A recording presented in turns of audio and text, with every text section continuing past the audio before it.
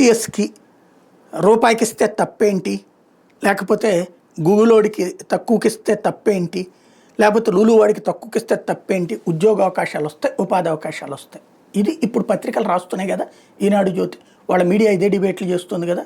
మరి అదానికి ఇచ్చిన రోజు నేను రాశారు, అదాని ఏమన్నా అడుక్కు తినేవాడా? టీసీఎస్ కంటే పెద్ద సంస్థేగా. అదే సందర్భంలో మైక్రోసాఫ్ట్ కంటే పెద్ద సంస్థే కదా ఇండియాలో నోటెడ్. అట్లాంటి అదాని అంబానీ వాళ్ళకి ఆంధ్రప్రదేశ్లో భూములు కేటాయిస్తే ఏమన్నాం మనం? ఎంత దుర్మార్గంగా చిత్రీకరించాం. దోచి పెడుతున్నారు అంతా వాళ్ళకేనా అని. ఇప్పుడు షిరిడి సాయికి అట్లాగే మాట్లాడాం కదా మనం.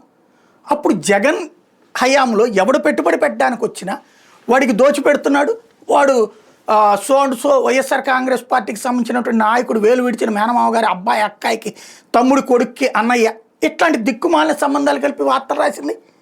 ఆ రోజు చిమ్మిన విషం కాదా? ఇవాళ సాక్షి రాస్తోంది ఆ నాయకుడి సోదరుడు ఈ నాయకుడి చెల్లెలు అని చెప్పేసి. కానీ ఇంత విషయం చెమ్మట్లేదే, వాళ్ళదని చెప్పేసి వదిలేస్తోంది.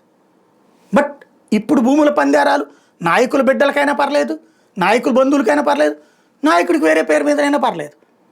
అదే సందర్భంలో ఇప్పుడు ఇవాళ ఇస్తేనేమో లోక కళ్యాణం, ఆంధ్రప్రదేశ్ ప్రయోజనం.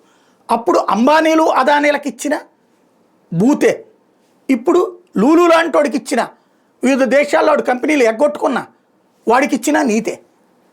ఇక్కడ రాష్ట్ర ప్రయోజనాల కోసం చేస్తున్నారా, రాజకీయ ప్రయోజనాల కోసం పనిచేస్తున్నారా?